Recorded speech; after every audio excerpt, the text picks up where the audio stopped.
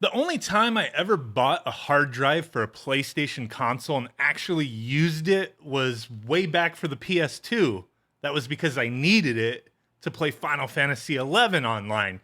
You had to buy a little bundle, get the hard drive. I mean, it was pretty cool, but ever since then, with any console that could use an external hard drive or you could upgrade the hard drive, I never really had too much of a reason to do that kind of upgrade. I have bought in the past this like Western Digital game drive. I think it was for the PS4. The only reason I ever bought this was simply because I had a PS4 and I wanted to back everything up to move my files to another PS4.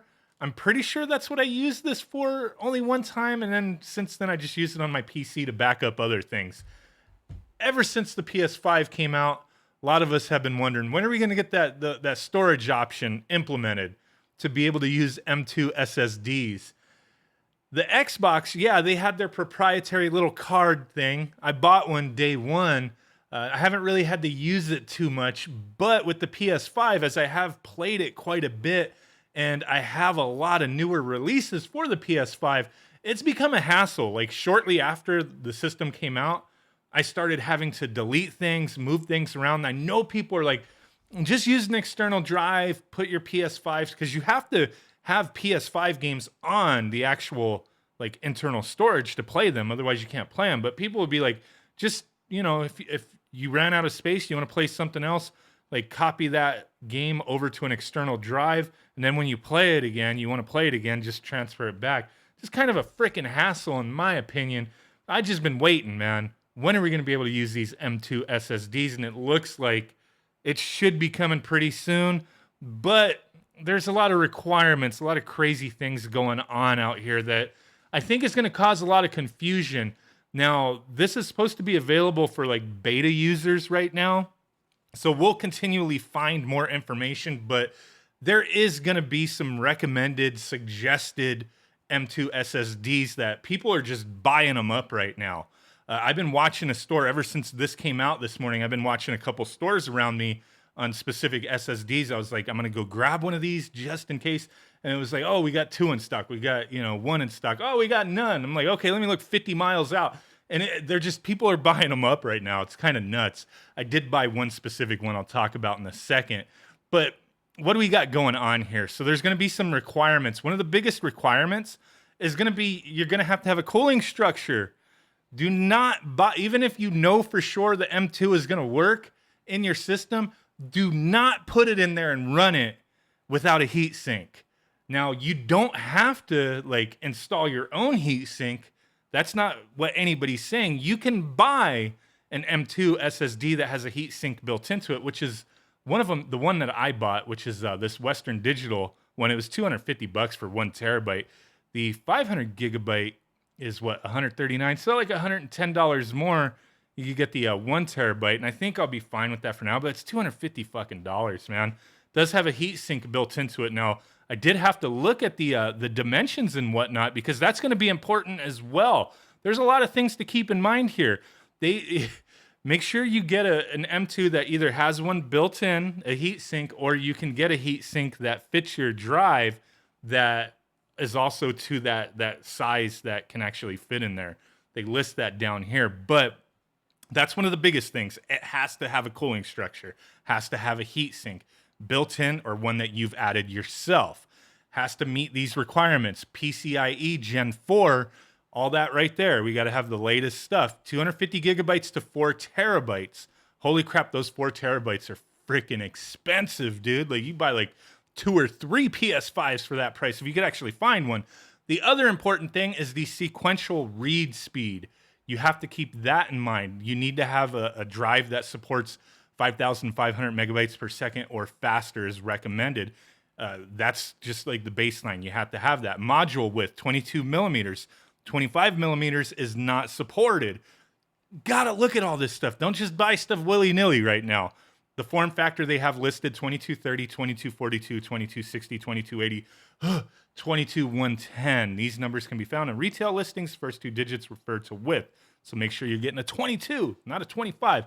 Socket type, key M, the key is the M key. Total size. So pay attention to all this stuff, the width, the height, the length, and all that goodness. I'm not going to read all that, but with the height, you got to keep that in mind as far as your heat sink that you're going to use. So they have that all diagrammed out for you here. So take a look at that. I mean, until like this beta is over and people are like, these ones officially work, boom. Like I jumped and like ordered one because it's not going to ship until September, August, September, somewhere around that one that I pointed out up here. I don't think it was available. Yeah, it says in stock soon. I ordered the ships from sold by Amazon. Fastest delivery September 4th. It may come earlier. Just depends on when they get them, right? They could be getting them sooner than that. But I figured, you know what? Hopefully by the time this goes live, that we could use these drives. If I get this one that's like not compatible, I don't see why it wouldn't be. But if by chance it's not compatible, I could either A, return it, or B, throw it in my system that can actually utilize it. So yeah, I'm going to be fine with that. But as this beta goes on, there will be ones that people say 100% work for sure. But I think most of these ones we're not going to have a problem with. Even Seagate has a new series coming out that is being hyped as, you know, one of the must buys for the PS5. We'll take a look at that in a second as well. But Sony, they're kind of covering their asses here, that they assume no responsibility for any of this shit. Like if you get a drive that doesn't work, you get a drive that blows up your system, that shit's on you, as they cannot guarantee compatibility. So this is a pretty simple process to install. I didn't really dig into this initially, the installation of a drive, until recently when I put those dark plates on my system. And I was like, oh, this is where it goes. So this is not like being a rocket scientist or open heart surgery. You're gonna pop off the fucking plate off of one side, and then you have the drive right there, as it shows right here. That's where the drive will go, and it's just one screw. Boop, pop it out, put your M.2, adjust the spacer size, put the screw in to mount it, and you're good to go. That's it. Make sure you got your heat sink. But I think this is going to cause like a big to-do with a lot of people out there. If you buy a drive, it doesn't work, people are going to be pissed. People not realizing they need to have a heat sink, and something possibly could happen with their system. Either the drive just dies on you, or possibly the PS5 gets damaged. I don't know. I've typically not seen like a drive like this go bad and like harm the actual system or like PC. From my limited experience, I've seen where a drive like just stops working, but I don't know. It's still a lot of money either way, any of the possibilities there that could happen. So they're just trying to cover their ass with all this. But yeah, that's the drive that I ordered. The other drive that I've been using on my PC is this Samsung 980 Pro, which is, I love this drive. It is freaking fast.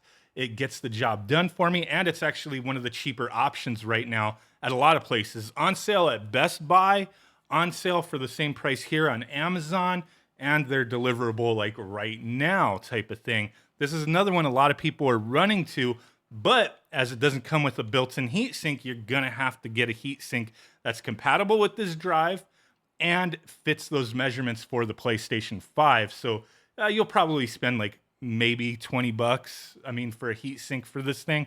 I kind of debated on it. I was like, I'll just get the Western Digital. Like, it's going to be a while. I didn't grab this one, even though I'm pretty sure it's going to work because it fits all the criteria as far as the speeds go.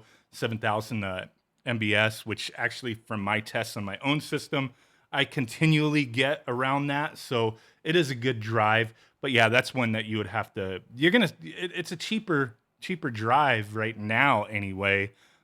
More in tune with that Seagate for the Xbox Series X. But then, that's the one thing I have to say too, is like it's cool that the system is open in the sense that you could use different brands, but then with Sony trying to cover their asses, which you can't really blame them, I guess. They have to, because they're not putting out their own drive. Like, they're not having their own Sony branded one that I know of right now.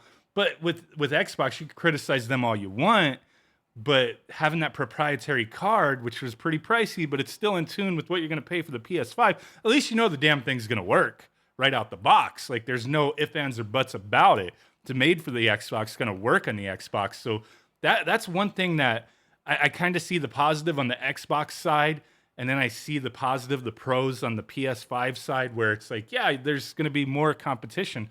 Supposedly with the Xbox, there's supposed to be more companies producing those drives as well, but right now it's fairly limited. But at least you know when you get one, there's going to be no hesitation that you're going to plug that shit in. It's easily accessible, just boom right in the back of the system, and it's going to work.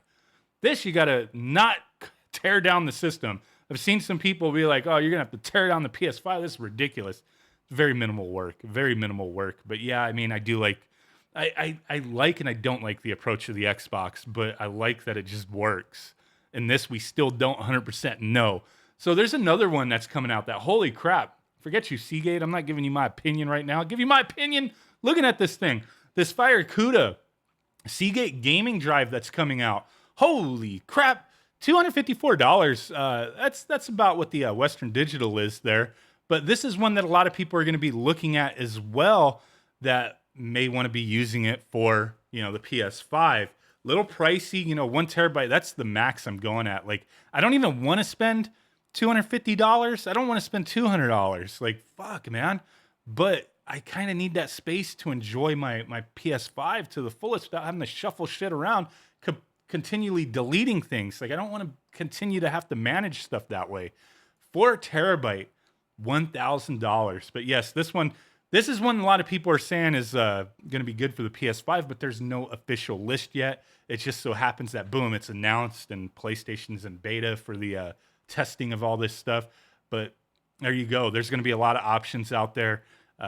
Keep your eyes out. I just wanted to talk about this. I've mentioned it before in the past. If you're interested in any of these drives, I'll put links down below.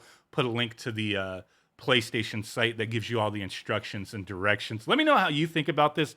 I can't stand how pricey this stuff is, but we know over time the prices will come down, including the Xbox versions. Prices on that stuff will come down too, but right now, 1 terabyte, you're looking at $200, $250. And fuck, man, that's like half the price of the system right there just to get some space to actually play your games. I don't know what I really feel like. I don't like having to spend that money, but it's like, I want to enjoy my system, damn it. Appreciate you guys. Peace out. Bye-bye. Big ass thumb butt and boom. Bye.